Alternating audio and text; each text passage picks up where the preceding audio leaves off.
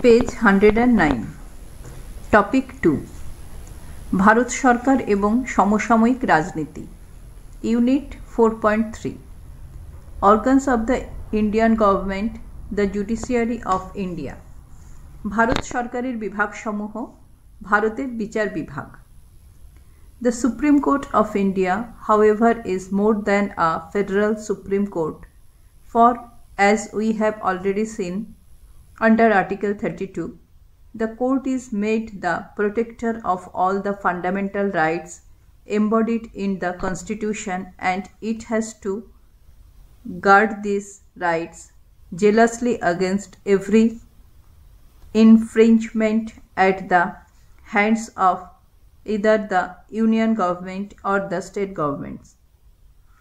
MVPYLWE bracket India's Constitution page 206 বিষয় সংক্ষেপ বিচার ব্যবস্থা গণতান্ত্রিক রাষ্ট্রের একটি প্রধান স্তম্ভ কোনো দেশের সরকারের উৎকর্ষ বিচারের শ্রেষ্ঠ মানদণ্ড হল বিচার বিভাগের কর্মদক্ষতা Lord Bryce's মতে there is no better test of the excellence of a government than the efficiency of its judicial system.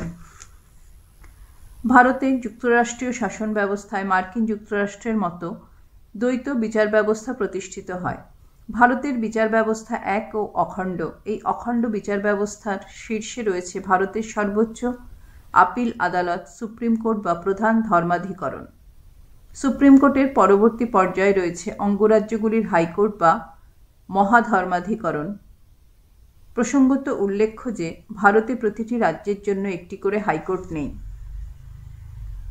এই হাইকোর্ট বা মহাধর্মাধিকরণ সুপ্রিম কোর্টের অধীনে থেকে বিচার কার্য সম্পাদন করে হাইকোর্টের অধীনে বহু ধরনের দেওয়ানি ও ফৌজদারি নিম্ন আদালত রয়েছে অবশ্য নির্দিষ্ট কিছু বিশেষ ধরনের বিরোধ নিষ্পত্তির জন্য বিশেষ আদালতও আছে সেগুলি হল শিল্প আদালত সামরিক আদালত প্রশাসনিক আদালত প্রভৃতি এছাড়া সাম্প্রতিককালে ভারতের বিচার ব্যবস্থায় এক অভিনব সংযোজন হল লোক আদালত অপেক্ষাকৃত কম গুরুত্বপূর্ণ মামলা দ্রুত নিষ্পত্তির জন্য এবং মামলার ব্যয়ভার ও সময় হ্রাসের জন্য লোক আদালতগুলি গঠন করা হয়েছে অধ্যাপক জে.সি.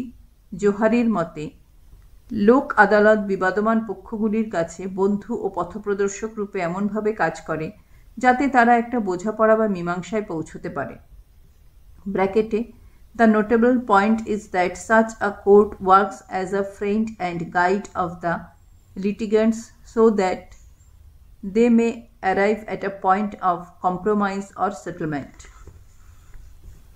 বিচারপতি পি.এন. ভগবতীর মতে সমাজের দুর্বলতর ও দরিদ্র শ্রেণীর কাছে ন্যায় বিচার পৌঁছে দেবার লক্ষ্যে লোক আদালত স্থাপনের সিদ্ধান্ত নেওয়া হয় 1987 সালে এই উদ্দেশ্যে কেন্দ্রীয় সরকারের আইন মন্ত্রক লিগ্যাল সার্ভিস অথরিটিজ অ্যাক্ট 1987 প্রবর্তন করেন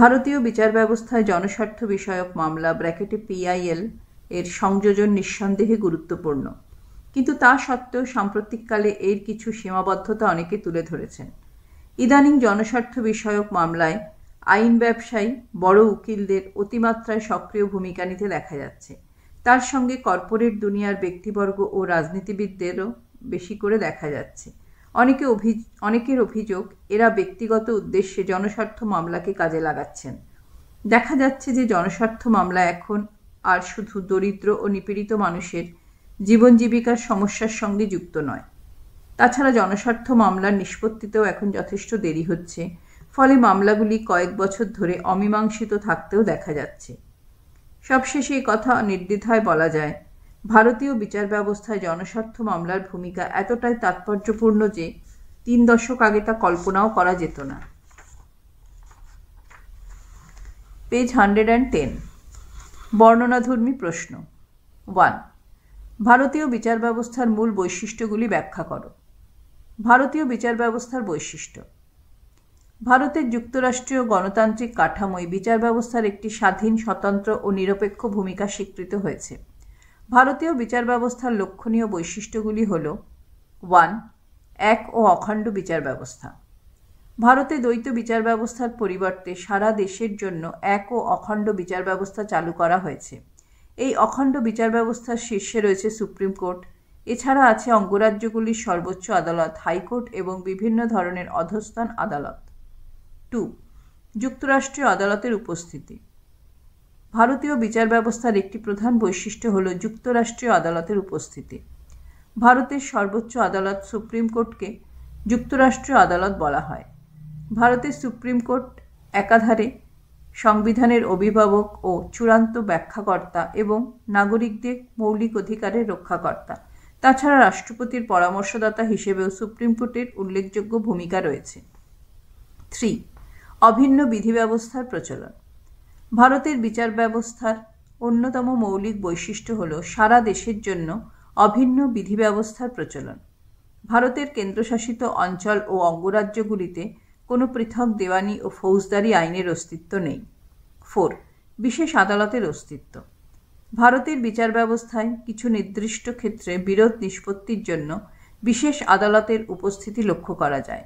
উদাহরণস্বরূপ, শিল্পক্ষেত্রে শ্রমিক মালিক বিরোধ নিষ্পত্তির জন্য শিল্প আদালত (ইন্ডাস্ট্রিয়াল কোর্ট অ্যান্ড ট্রাইব্যুনাল), সামরিক বাহিনীর জন্য সামরিক আদালত (মিলিটারি কোর্টস), সরকারি কর্মচারী, স্থানীয় সংস্থা ও বেসরকারি প্রতিষ্ঠানের কর্মচারীদের চাকরি সম্পর্কিত যাবতীয় বিরোধ নিষ্পত্তির জন্য প্রশাসনিক আদালত (অ্যাডমিনিস্ট্রেটিভ ট্রাইব্যুনাল) ইত্যাদি উল্লেখযোগ্য।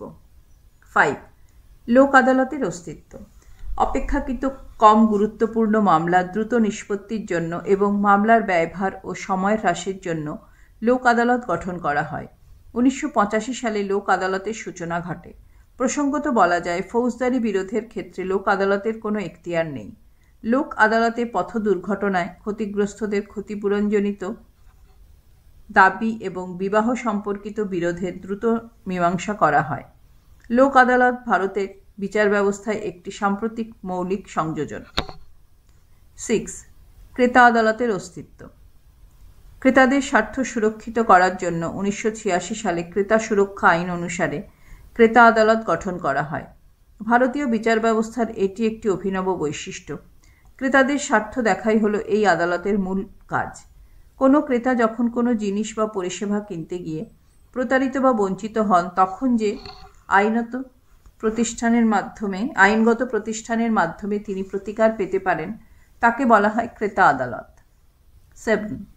স্বাধীন ও নিরপেক্ষ বিচার ব্যবস্থা।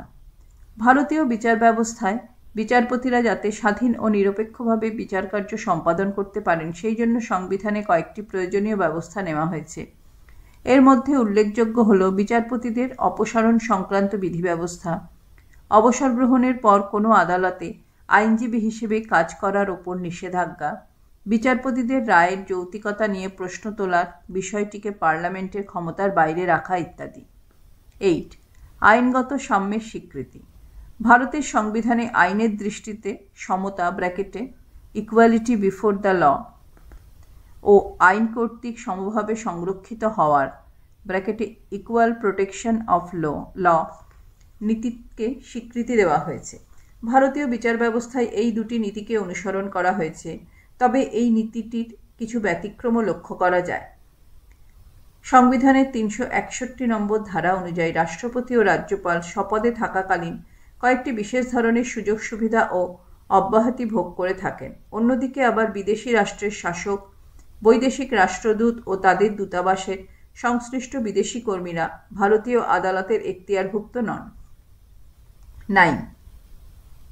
প্রশাসনিক নিয়ন্ত্রণ। ভারতীয় যুক্তরাষ্ট্রে ক্ষমতা স্বতন্ত্রীকরণ নীতি পূর্ণাঙ্গরূপে গৃহীত হয়নি।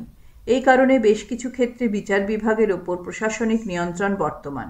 এই প্রসঙ্গে সুপ্রিম কোর্ট ও হাইকোর্টের বিচারপতি নিয়োগে শাসন বিভাগের নিয়ন্ত্রণের কথা উল্লেখ করা যায়। 10. বিশেষ আইনি সাহায্য। ভারতের মতো দেশে দরিদ্র জনসাধারণের পক্ষে অনেক সময় মামলার বিপুল ব্যয়ভার বহন করা সম্ভব হয় না। ফলে অনেক ক্ষেত্রে দারিদ্র্যসীমার নিচে বসবাসকারী জনগণ যথাযথ ন্যায় বিচার লাভ থেকে বঞ্চিত হন। ভারতে বর্তমানে এই অর্থনৈতিকভাবে দুর্বল শ্রেণীর জন্য সরকারি আইনি সাহায্যের ব্যবস্থা করা হয়েছে। 11. বিচার বিভাগীয় সক্রিয়তা। ভারতীয় বিচার ব্যবস্থার অন্যতম মৌলিক বৈশিষ্ট্য হল বিচার বিভাগীয় সক্রিয়তা ব্র্যাকেটে জুডিশিয়াল অ্যাক্টিভিজম। বিচার বিভাগীয় সক্রিয়তা বলতে সেই কাজকে বোঝায় যা আইন বিভাগ ও শাসন বিভাগের কর্মক্ষেত্রের ওপর বিচার বিভাগের প্রাধান্য বিস্তারকে সূচিত করে। এক্ষেত্রে বিচারপতিরা শুধু যে প্রশাসনকে নির্দেশ দেন তাই নয়, তারা গৃহীত ব্যবস্থাদির তদারকিও করে থাকেন। বিচার বিভাগীয় সক্রিয়তায় সুপ্রিম কোর্ট ও হাইকোর্ট প্রচলিত এখতিয়ারের বাইরে গিয়ে জনস্বার্থের সঙ্গে জড়িত অনেক বিষয় ঐতিহাসিক রায় দিয়েছে। এর ফলে বিচার বিভাগের ভূমিকার সম্প্রসারণ ঘটেছে। উপসংহার: পরিশেষে বলা যায়, ভারতীয় বিচার ব্যবস্থা ভারতের যুক্তরাষ্ট্রীয় গণতান্ত্রিক ঐতিহ্য ও মূল্যবোধের সঙ্গে সঙ্গতিপূর্ণ। সময়ের পরিবর্তনের সঙ্গে সামঞ্জস্য রেখে ভারতীয় বিচার ব্যবস্থা বর্তমানে সক্রিয় ও প্রগতিশীল ভূমিকা পালন করে চলেছে। ভারতীয় শাসন ব্যবস্থার এক আশাব্যঞ্জক দিক। পেজ 111। 2. ভারতে বিভিন্ন ধরনের আদালতের সংক্ষিপ্ত পরিচিতি দাও। বিভিন্ন ধরনের আদালতের সংক্ষিপ্ত পরিচিতি। 1. সুপ্রিম কোর্ট ও হাইকোর্ট। ভারতের অখণ্ড বিচার ব্যবস্থায় সবার শীর্ষে রয়েছে সুপ্রিম কোর্ট। সুপ্রিম কোর্টকে ভারতের সর্বোচ্চ আদালত বা যুক্তরাষ্ট্রীয় আদালত বলা হয়। সুপ্রিম কোর্টের পরবর্তী পর্যায়ে আছে রাজ্যের সর্বোচ্চ আদালত হাইকোর্ট।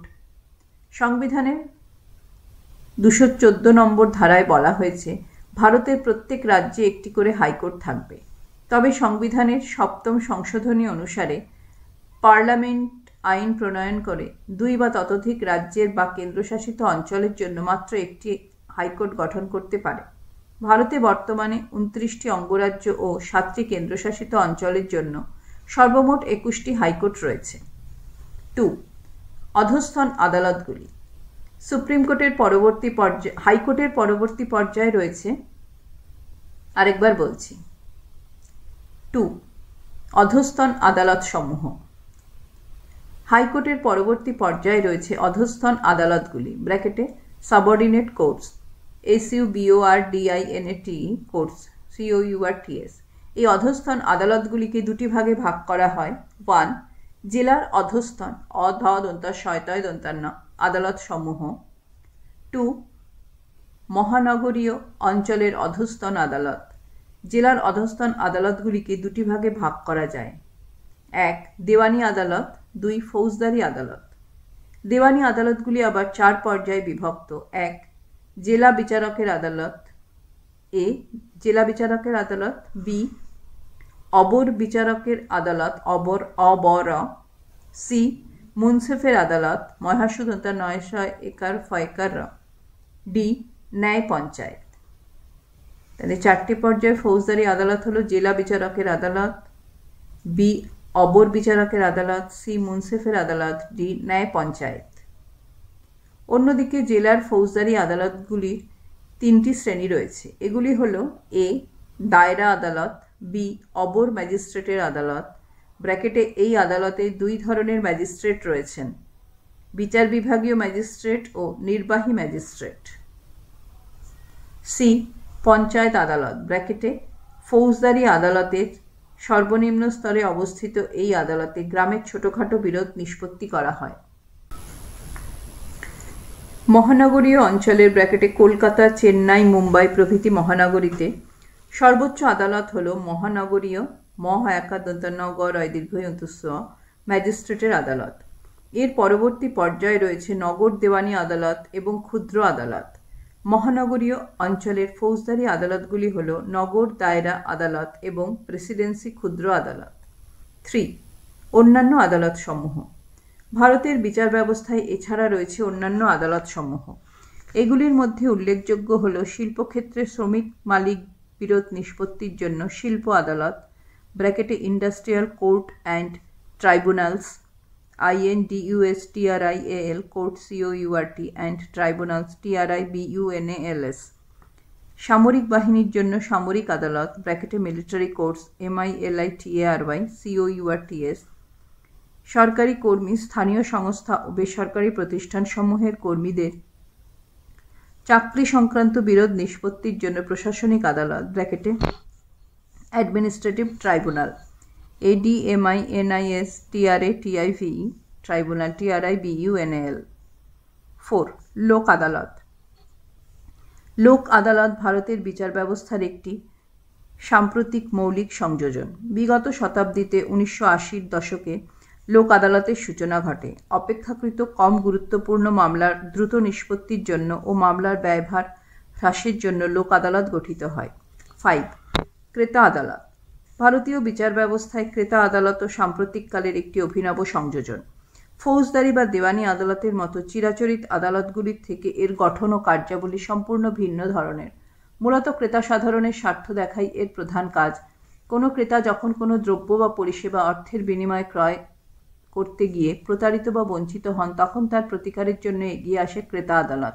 1986 খ্রিস্টাব্দে ক্রেতা সুরক্ষা আইন অনুসারে এই আদালত গঠন করা হয়। 3. ভারতের সুপ্রিম কোর্টের গঠন, ক্ষমতা ও কার্যাবলী আলোচনা করো, অথবা ভারতের সুপ্রিম কোর্টের গঠন ও কার্যাবলী আলোচনা করো। সুপ্রিম কোর্টের গঠন।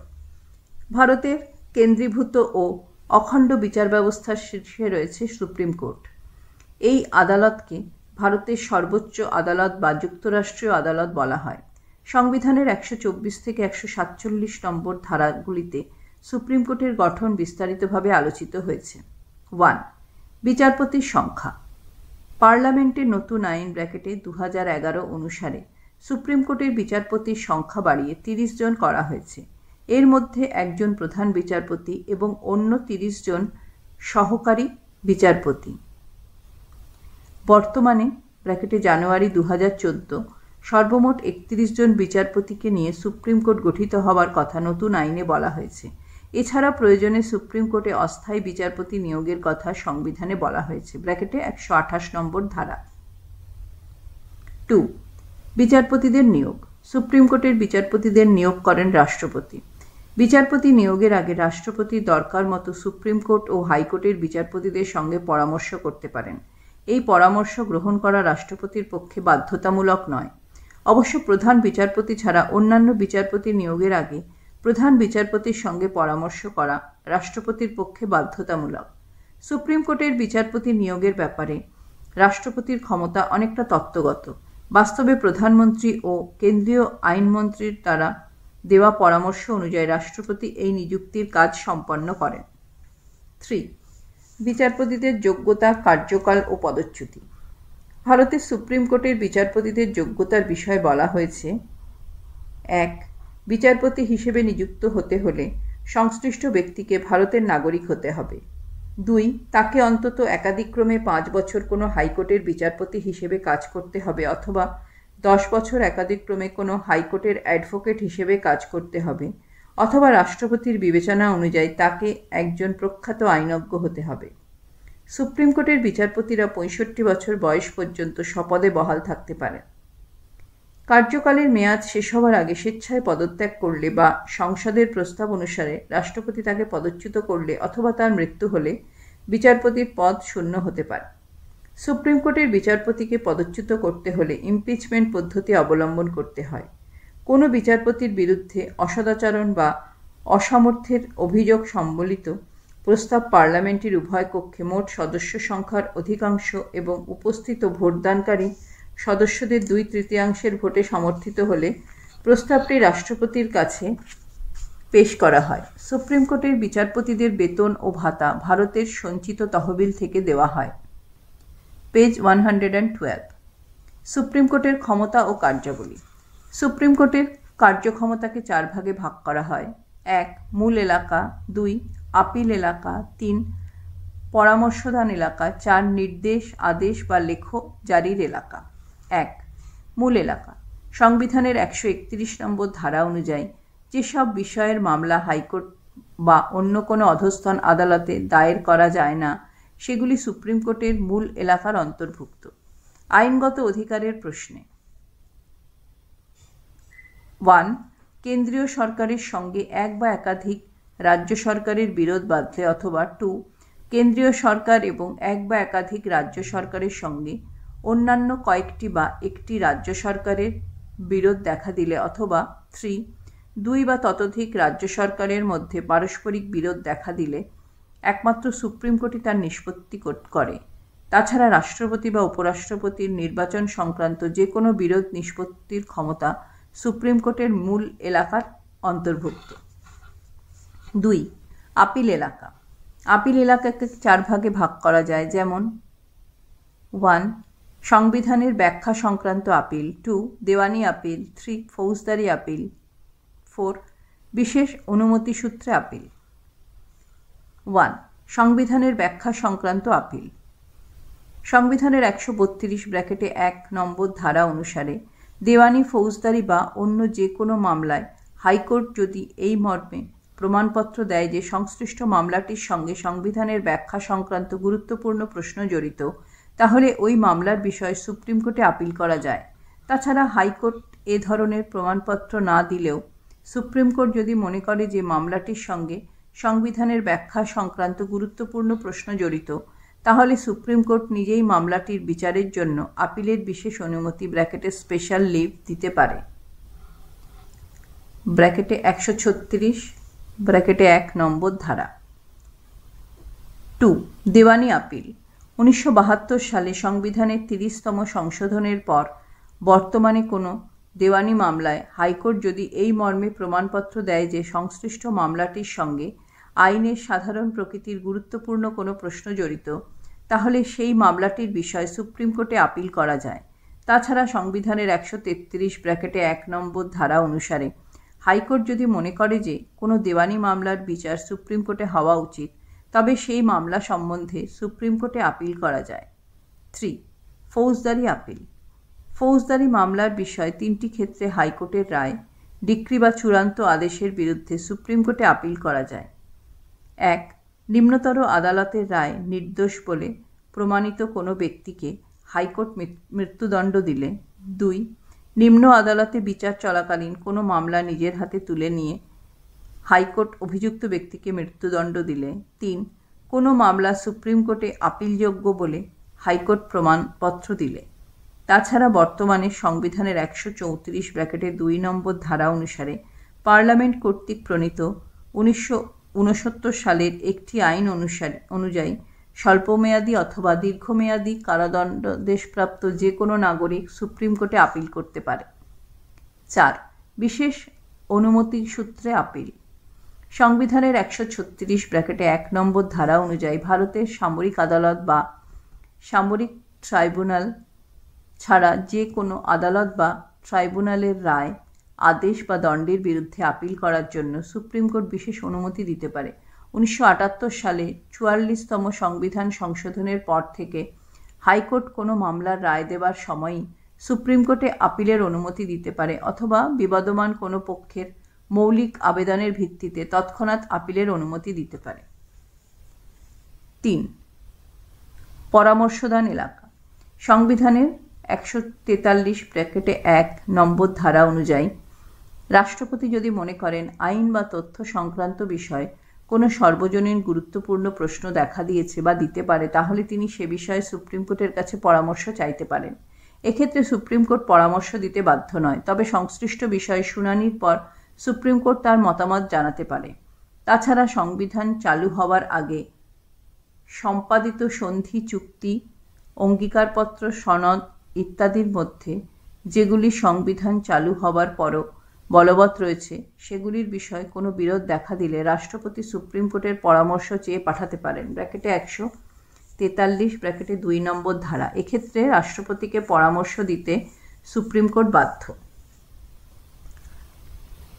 4. নির্দেশ, আদেশ বা লেখ লয়কার খ জারির এলাকা। মৌলিক অধিকার ক্ষুণ্ণ হলে তা বলবৎ ও কার্যকর করার জন্য নাগরিকেরা সুপ্রিম কোর্টে আবেদন করতে পারে। সুপ্রিম কোর্ট এই উদ্দেশ্যে বন্দি, প্রত্যক্ষীকরণ, পয়রাফলা তয়জাফলা কংসা ক্ষয় দীর্ঘই ক র মধ্যাহ্ন, পরমাদেশ প র ময়কার দয়কার তালবস্য, প্রতিষেধ পয়রাফলা তয়হাস্যই পেটকাটা মধ্যাহ্ন শয়কার ধ, অধিকার পৃচ্ছা অধয়হাস্যই কয়াকার র পয়রি জয় ছয়াকার, উৎপ্রেষণ হস্যৌ খণ্ডত্ব পয়রাফলায়কার পেটকাটা মধ্যাহ্ন স মধ্যাহ্ন প্রভৃতি নির্দেশ, আদেশ বা লেখ জারি করতে পারে। অন্যান্য ক্ষমতা। এছাড়াও সুপ্রিম কোর্টের আরও কিছু গুরুত্বপূর্ণ ক্ষমতা রয়েছে, যেমন সংবিধানের 129 নম্বর ধারা অনুযায়ী সুপ্রিম কোর্টের অভিলেখ আদালত অভয়হাস্যই লয়কার খ আদালত বা কোর্ট অফ রেকর্ডস হিসেবে কাজ করার ক্ষমতা রয়েছে। বিভিন্ন মামলায় নিজের দেওয়া যে কোনো রায় বা আদেশ পুনর্বিবেচনা করার অধিকারও সুপ্রিম কোর্টের আছে। সংবিধানের 142(2 নম্বর ধারা অনুযায়ী আদালত অবমাননার জন্য সুপ্রিম কোর্ট অবমাননাকারীর শাস্তি বিধানের ব্যবস্থা করতে পারে। সংবিধানের 141 নম্বর ধারা অনুযায়ী সুপ্রিম কোর্ট কর্তৃক ঘোষিত বিধি অনুসরণ করা ভারতের সমস্ত আদালতের পক্ষে বাধ্যতামূলক। তাছাড়া যে কোনো বিষয়ে পূর্ণ ন্যায়বিচার প্রতিষ্ঠার উদ্দেশ্যে প্রয়োজনীয় ডিক্রি ও আদেশ জারি করার ক্ষমতাও সুপ্রিম কোর্টের রয়েছে। নিজের কাজকর্ম সম্পাদনের জন্য প্রয়োজনীয় সংখ্যক কর্মী নিয়োগের ক্ষমতাও সুপ্রিম কোর্টকে দেওয়া হয়েছে। 4. সুপ্রিম কোর্টের ভূমিকার মূল্যায়ন করো অথবা সুপ্রিম কোর্টের মর্যাদা সম্পর্কে আলোচনা করো। সুপ্রিম কোর্টের ভূমিকা। সংবিধানের অভিভাবক ও ব্যাখ্যাকর্তা হিসেবে ভারতীয় সুপ্রিম কোর্টের একটি তাৎপর্যপূর্ণ ভূমিকা রয়েছে। সুইজারল্যান্ড, ফ্রান্স এবং ব্রিটেনের তুলনায় ভারতীয় সুপ্রিম কোর্টের ক্ষমতা যথেষ্ট ব্যাপক ও শক্তিশালী। কৃষ্ণস্বামী আয়ারের মতে বিশ্বের অন্যান্য দেশের শীর্ষ আদালতের চেয়ে ভারতীয় সুপ্রিম কোর্ট অধিক ক্ষমতা ভোগ করে। The supreme court in the Indian Union has more powers than any Supreme Court in any part of the world. ভারতের সুপ্রিম কোর্ট একাধারে যুক্তরাষ্ট্রীয় আদালত, সর্বোচ্চ আপিল আদালত, সংবিধানের অভিভাবক ও চূড়ান্ত ব্যাখ্যাকর্তা এবং মৌলিক অধিকারের সংরক্ষক। তাছাড়া রাষ্ট্রপতির পরামর্শদাতা হিসেবেও সুপ্রিম কোর্টের উল্লেখযোগ্য ভূমিকা রয়েছে। 1. সংবিধানের চূড়ান্ত ব্যাখ্যাকর্তা। সংবিধানের চূড়ান্ত ব্যাখ্যাকর্তা হিসেবে সুপ্রিম কোর্ট এক গুরুত্বপূর্ণ ভূমিকা পালন করে। ভারতীয় সংবিধানের যে কোনো অংশে চূড়ান্ত ব্যাখ্যা দেওয়ার ক্ষমতা সুপ্রিম কোর্টের রয়েছে। তার এই ব্যাখ্যা অস্বীকার করার ক্ষমতা পার্লামেন্টের নেই। পার্লামেন্টের আইনকানুন ও সংবিধানের যে কোনো অংশের ব্যাখ্যা সুপ্রিম কোর্ট করতে পারে। 2. মৌলিক অধিকারের রক্ষাকর্তা। ভারতীয় সংবিধানের 3য় অংশে বর্ণিত নাগরিকদের মৌলিক অধিকার যথাযথভাবে সংরক্ষণ করার দায়িত্ব সুপ্রিম কোর্টের। ভারতীয় সংবিধানের অভিভাবক হিসেবে সুপ্রিম কোর্টের এই ভূমিকা অত্যন্ত তাৎপর্যপূর্ণ। সংবিধান রচয়িতারা মৌলিক অধিকারগুলির গণতান্ত্রিক কাঠামো সংরক্ষণের দায়িত্ব সুপ্রিম কোর্টকে দিয়ে 13(2 নম্বর ধারায় বলেছেন, মৌলিক অধিকারগুলিকে ক্ষুণ্ণ করে এমন কোনো আইন রাষ্ট্র প্রণয়ন করতে পারবে না। সুপ্রিম কোর্ট নাগরিক অধিকার সংরক্ষণের অগ্রণী ভূমিকা নিয়ে এভাবে বিভিন্ন সময় পার্লামেন্ট প্রণীত আইন ও রাষ্ট্রপতির নির্দেশ বাতিল করেছে।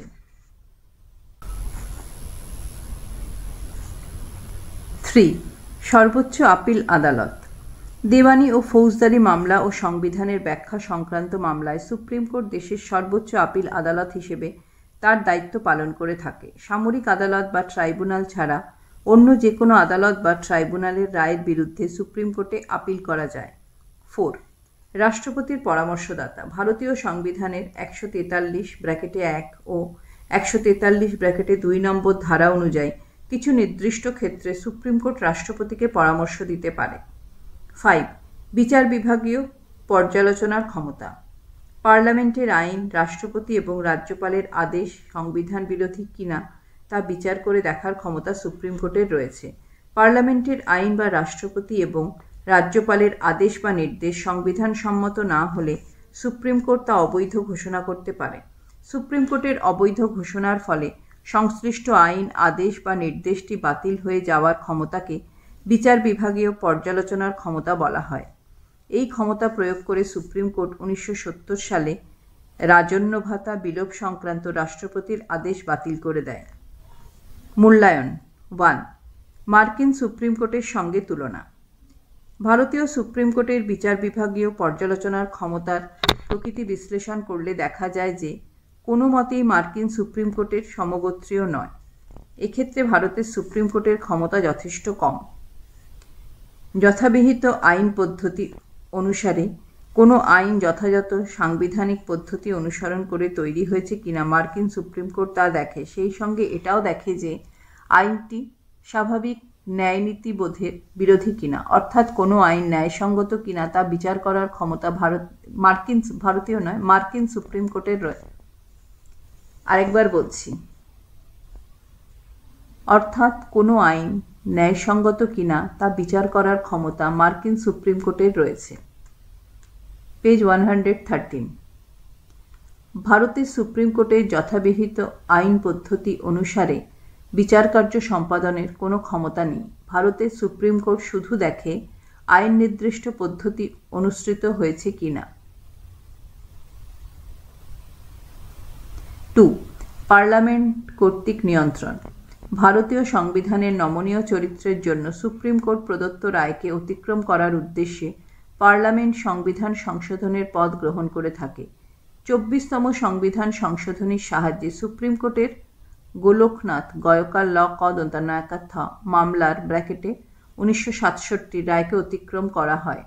এইভাবে পার্লামেন্টের কর্তৃত্বের ফলে সংবিধানের অভিভাবক ও ব্যাখ্যাকর্তা হিসেবে সুপ্রিম কোর্টের যথাযথ ভূমিকা নিয়ে প্রশ্ন থেকে যায়। উপসংহার: ভারতীয় সুপ্রিম কোর্ট সংবিধানের অভিভাবক ও ব্যাখ্যাকর্তা হিসেবে আজও স্বীয় ক্ষমতায় আসীন। 44তম সংবিধান সংশোধনে বিচার বিভাগের স্বাধীনতা ও মর্যাদা পুনঃপ্রতিষ্ঠিত হয়েছে।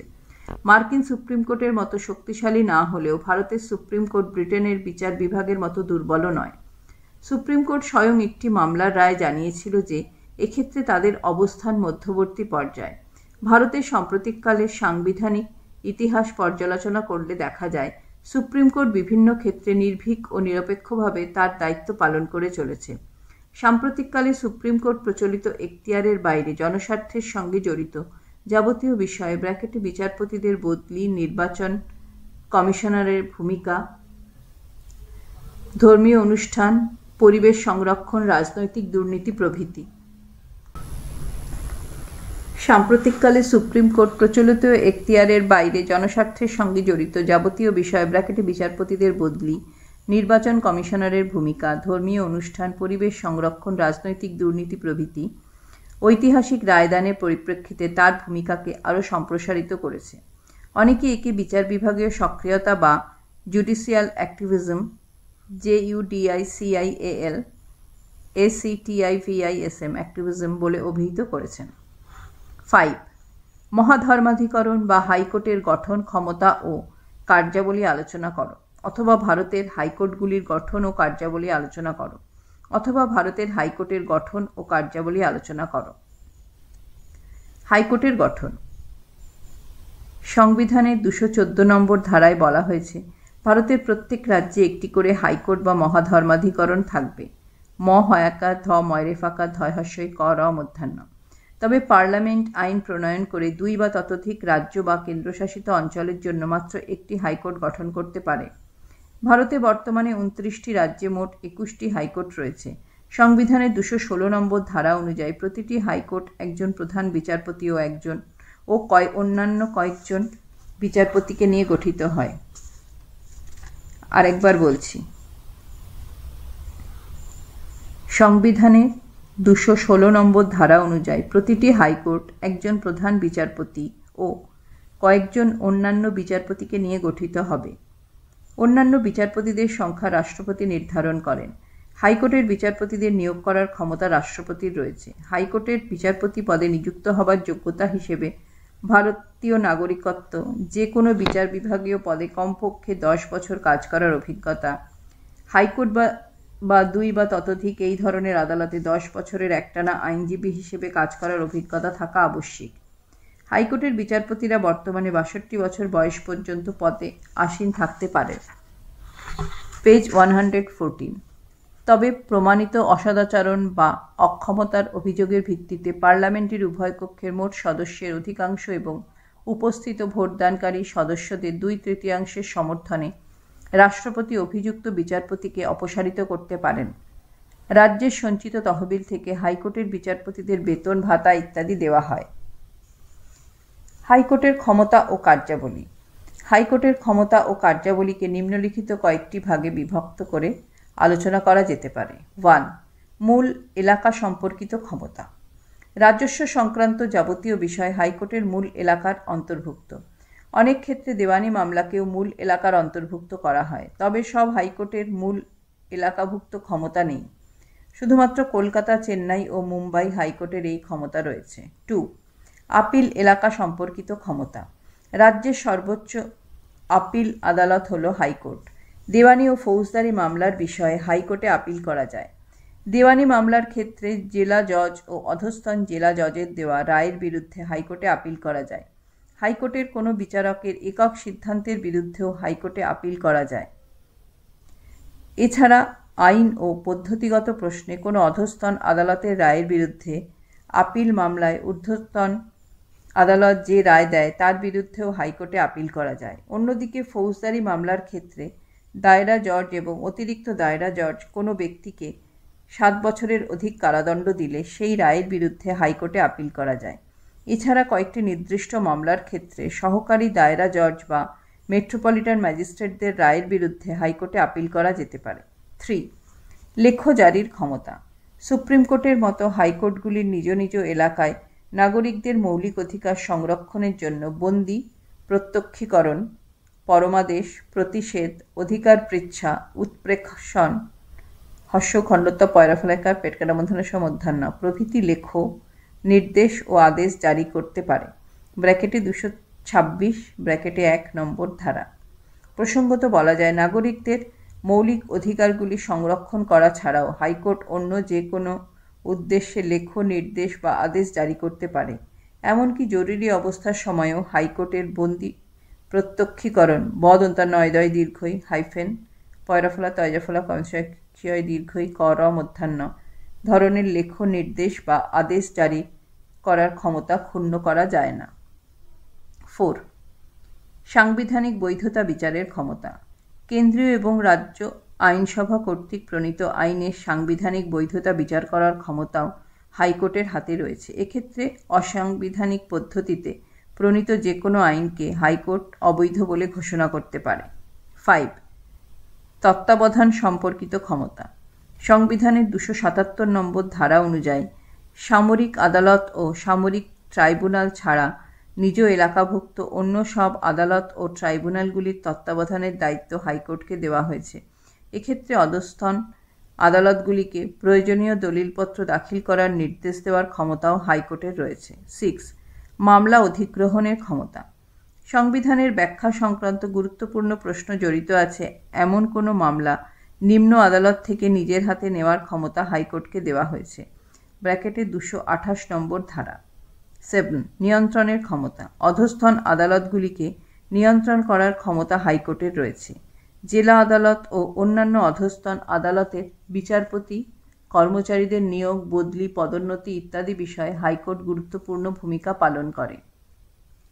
8.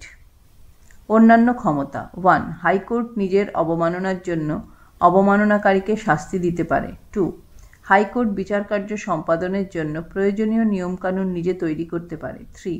হাইকোর্ট অভিলেখ আদালত হিসেবে ব্র্যাকেটে কোর্ট অফ রেকর্ডস কাজ করে থাকে। উপসংহার। অঙ্গরাজ্যের সর্বোচ্চ আদালত হিসেবে হাইকোর্টের ভূমিকা বিশেষ তাৎপর্যপূর্ণ। তবে হাইকোর্টের গঠন ও ক্ষমতা পর্যবেক্ষণ করলে দেখা যায় যে এই আদালত প্রকৃত অর্থেই সর্বভারতীয় বিচার ব্যবস্থার একটি অঙ্গ। হাইকোর্টের গঠন ও কাজকর্মে কেন্দ্রীয় সরকারের নিয়ন্ত্রণের যথেষ্ট সুযোগ রয়েছে। বিচারপতিদের নিয়োগ, বদলি, অপসারণ, নতুন হাইকোর্ট গঠন, এখতিয়ার সীমিতকরণ, বিচারপতিদের বেতন ও ভাতার বৃদ্ধি কিংবা হ্রাস ইত্যাদি বিষয় সুনির্দিষ্টভাবেই কেন্দ্রীয় সরকারের নিয়ন্ত্রণাধীন। তাছাড়া হাইকোর্টের যে কোনো সিদ্ধান্ত সুপ্রিম কোর্ট বাতিল করে দিতে পারে এবং সুপ্রিম কোর্ট নির্দেশিত বিধিবিধান অনুসরণ করা হাইকোর্টের পক্ষে বাধ্যতামূলক। সুতরাং হাইকোর্টকে সুপ্রিম কোর্টের অধীনে থেকে সহায়ক আদালত হিসেবে বিচারকার্য সম্পাদন করতে হয়।